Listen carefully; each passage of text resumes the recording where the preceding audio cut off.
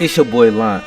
We here gonna give you top 10 draft picks for 2026 NBA draft. Let's go. Who would Lance pick? Why would I pick him? If I was a GM of these teams, what would I be looking at? Let's talk about it. Yeah, you know the rules, why you acting so confused?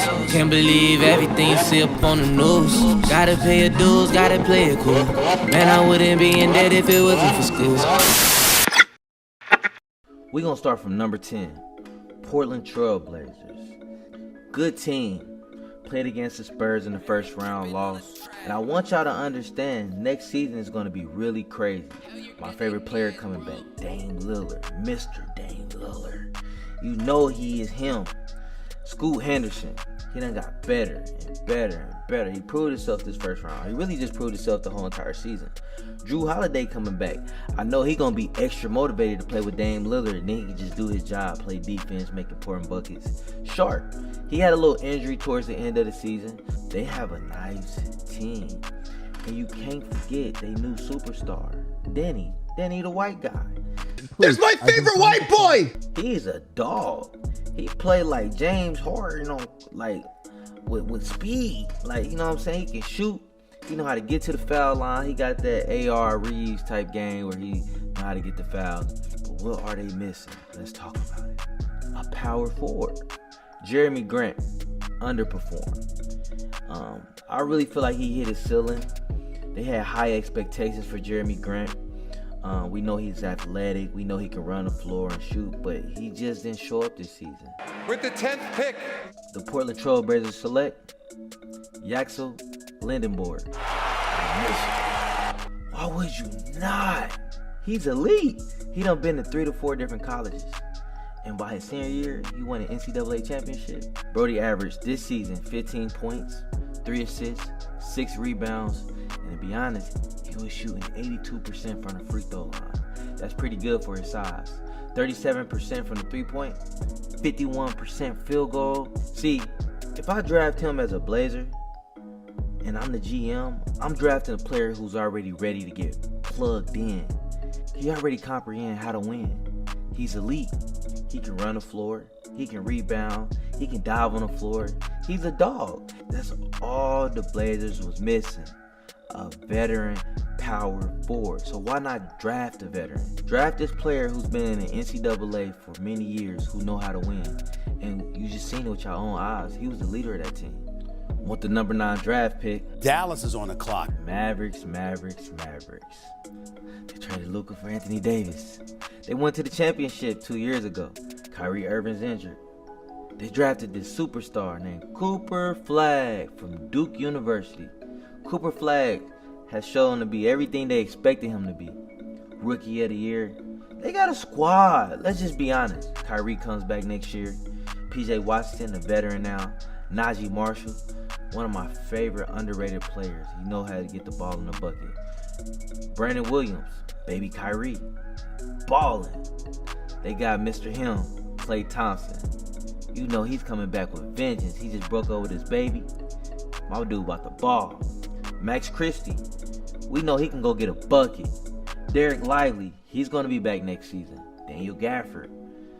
They got a point guard on this team. Somebody who can start, come off the bench, but really play a real point guard. Ryan Nembhard. Nice. AJ Johnson. I don't know if he's going to fully play the whole season, but one thing I do know about Brody is that he know how to score. So, if I'm the Dallas Mavericks, what do I need? A power forward. They need a power forward. They need a power forward who can really score.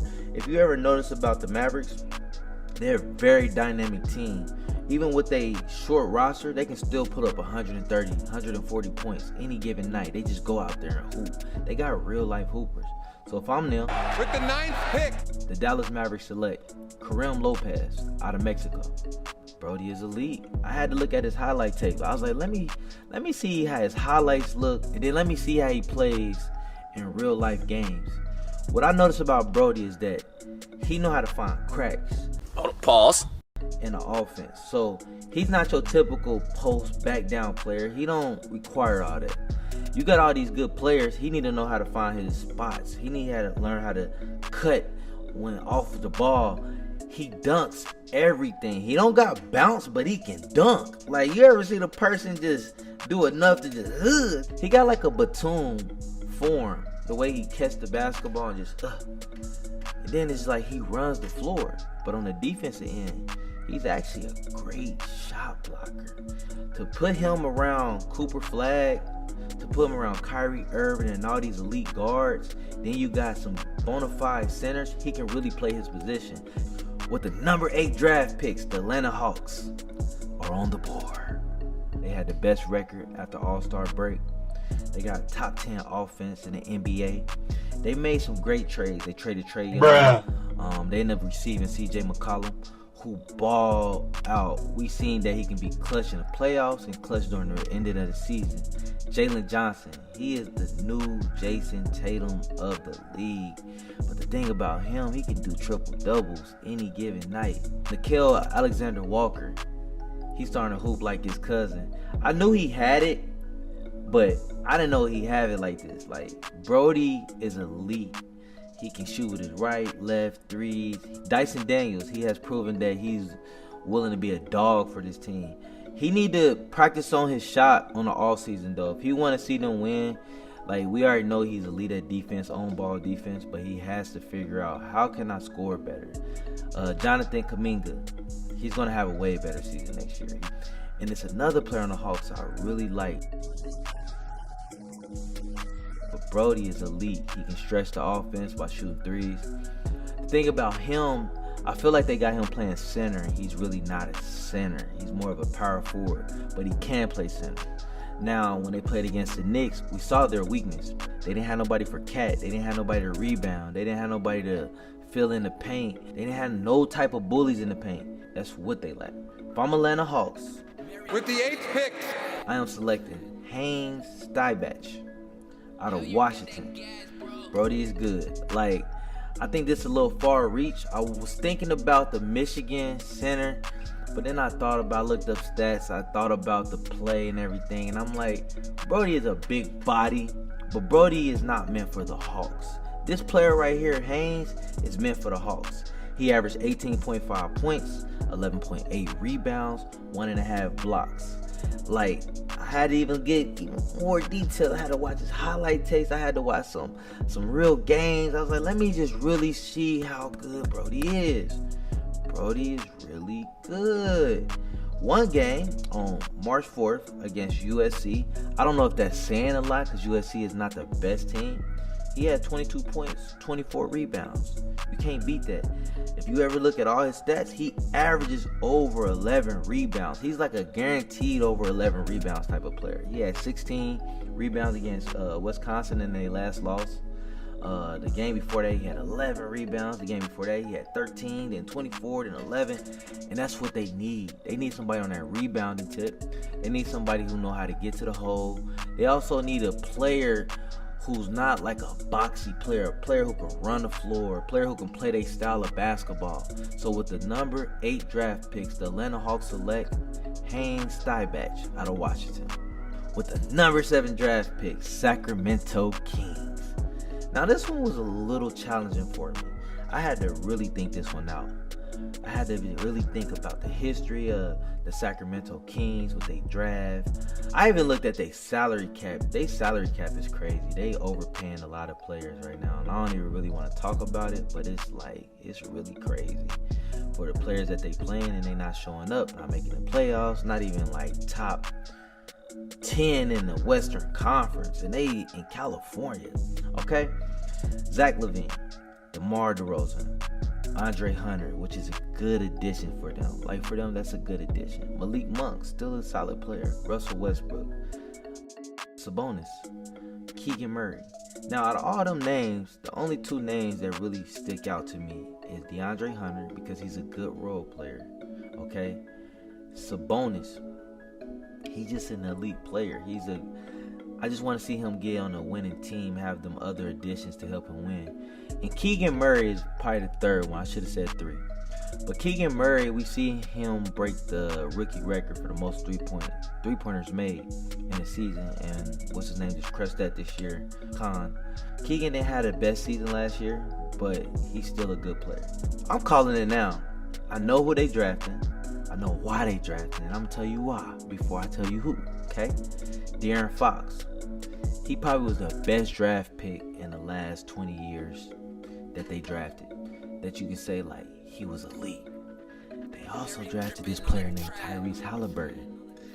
But they just did not know how to use either one of these players, especially Tyrese. That's why they let him go so early. They didn't even know if he was a point guard, two guard. As soon as he got traded, he went brazy. Okay? De'Aaron Fox, he tried. Didn't work out. He requested a trade. What do you think the Kings going to draft? I say a point guard. And now with the 7th pick. The Sacramento Kings select Kingston Flemings out of Houston. 6'2", height, 183 pounds, 6'3" wingspan. Bro is nice. The thing about Kingston, I got to see him play a lot of games. Bro is a motor. He's a motor. He got that Westbrook in him. And I can only imagine if he got to play on the side of Westbrook. Just imagine how more elite he would be. He would just be sitting there soaking. Like, Brody is nice. Like, I thought he was personally undersized, but after the combine, I seen that he was a bit taller than a lot of other point guards. We're not going to throw no names.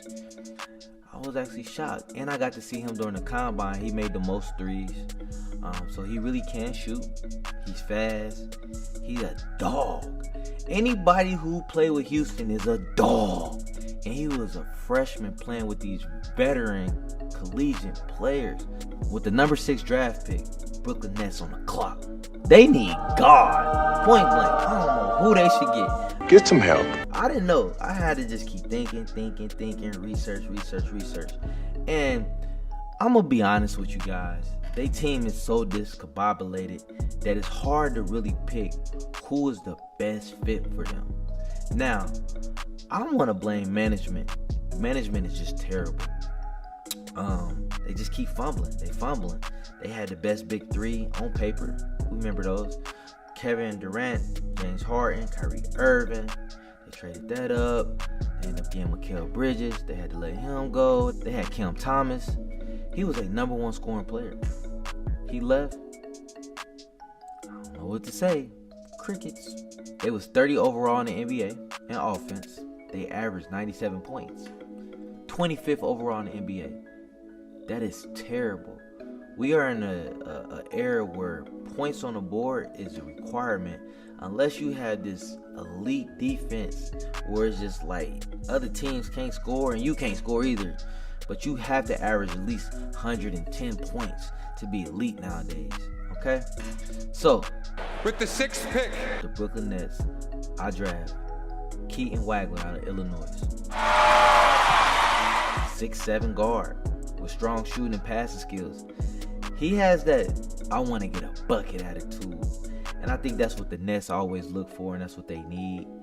Leadership wise, I got to see that last game that they had lost. Brody won it. You know, he really won it. He do got a skill set. He know how to get to the paint. He know how to get to the mid-range. He know how to shoot threes. I'm not going to say his defense is elite. He has good enough defense to get by. I feel like this would be the best fit for the Nets. But they will have to treat him like Cooper Flag. They will have to allow him to go out there and just get his rocks off and just shoot the basketball, try to become Rookie of the Year, boost his ego, learn how to score, be a dog. But think about them, they do have Michael Porter Jr. He requires a lot. But at the same time, it's a lot of possessions, enough possessions for a lot of people to get shots off. At number 5, the Los Angeles Clippers are on the clock. They lucked up by getting this one from the Indiana Pacers. Let's talk about their team. They are stacked. They have a great coach, Tyronn Lue. I'm a fan of Tyronn Lue. I think he's one of the most elite coaches in the NBA. I know his rings don't really show, but if you just see his schemes, how he put teams together, he's a player coach. Point guard, they got Darius Garland. Benedict Mathurin, the best addition. I am such a huge fan of Brody. He got dog in him. He know how to play the game. He know how to play elite defense. He know how to go get a bucket. Kobe Bryant attitude all-star written all over him. They got, not a huge fan of this player, but you know a lot of people are. They got Bradley Beal. They got Bogdan Bogdanovic. I don't even know how to pronounce his name, but Brogdon is actually an elite player also. Chris Dunn, who done renovated his whole basketball style, and he's elite. Like, he's a winner. He got winner mentality. He got the GOAT, Kawhi Leonard.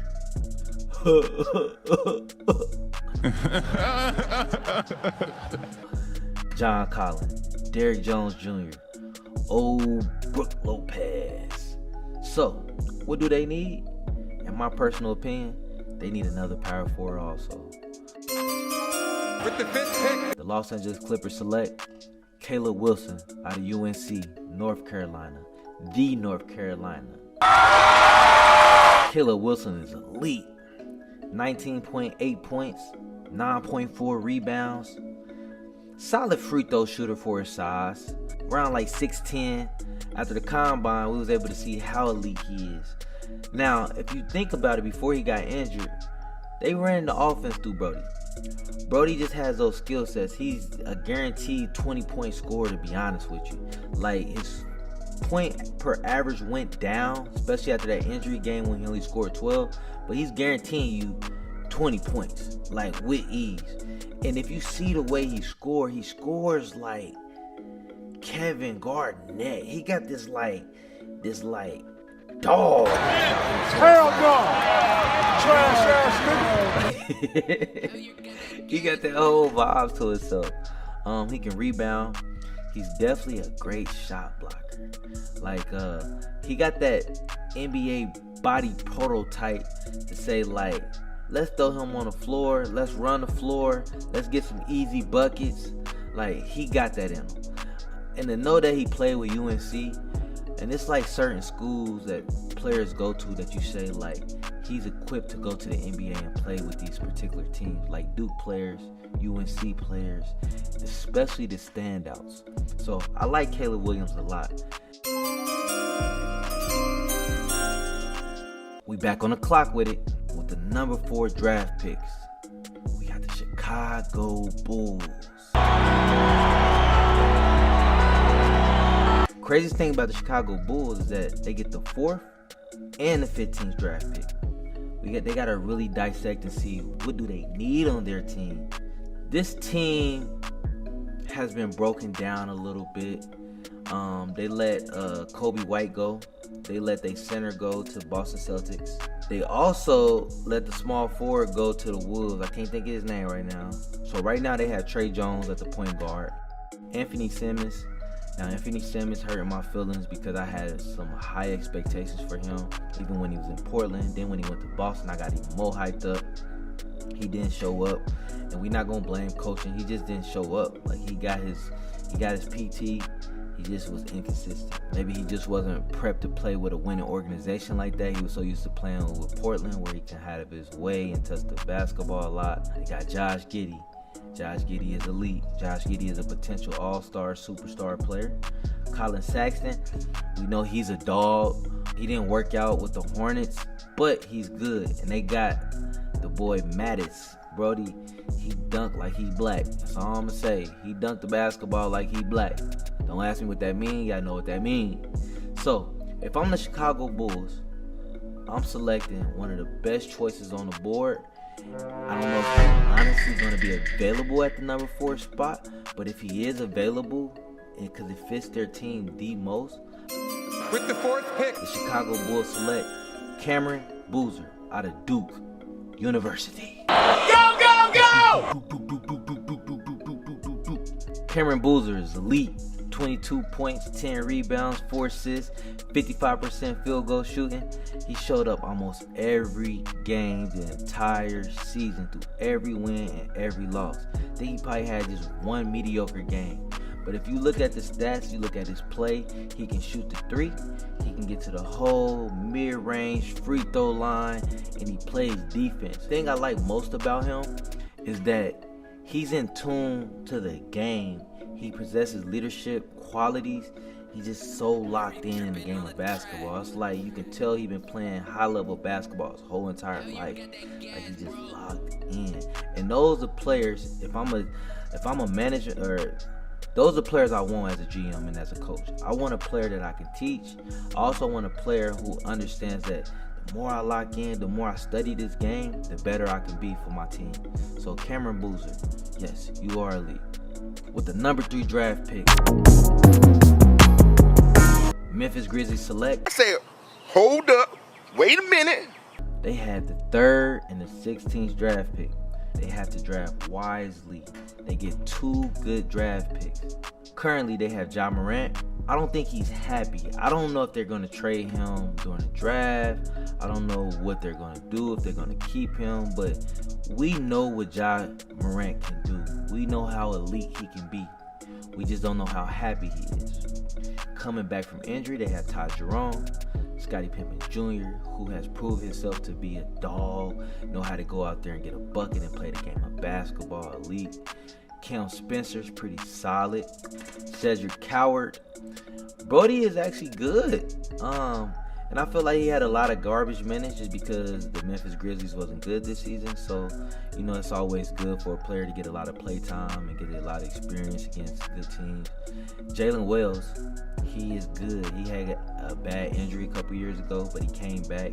He can shoot the basketball. He just need to play his role. And I'm not saying he doesn't, but he need that elite player so he can play his role even better, play defense, make open shots, get more open shots because he has a superstar on the team. There wasn't no Ja Morant, so he wasn't getting as many open shots. G.G. Jackson, Brody's young, athletic, he know how to play the game of basketball. And Zach Edey, he should be coming back healthy. Now, for the Memphis Grizzlies, we know they have a foundation of defense. When I think of Memphis Grizzlies, I think of like Tony Allen. Like I think it's just gritty. That's just what I think of Memphis Grizzlies. I think of Dillon Brooks. What do you need if you're the Memphis Grizzlies? You need a scorer. But you need somebody who's really gonna put it all on the line. So, And I'll die for this too. With the 3rd pick, 2026 NBA Draft, the Memphis Grizzlies select Darius Acuff Jr. out of Arkansas. Yeah, John Calipari love Brody because Brody is elite. We seen him make plays every game. Brody for real buffed up, straight out of Detroit, Michigan. They say he's 6'3", but the NBA Combine say he around like 6'2", but it don't even matter. We got to see him play in real life. 23 points every game, 3 rebounds, because rebounds wasn't his calling for this team, but I know he can rebound. 6 assists, he makes good point guard decisions. He's not a guy who forces it. 48% shooting. I think that's elite to be a point guard, especially to be the main person on your team. If you see, he showed up in all his games. And the thing about him, he does, when he scores 28, 40 points, 30-some points, it's not a lot of effort.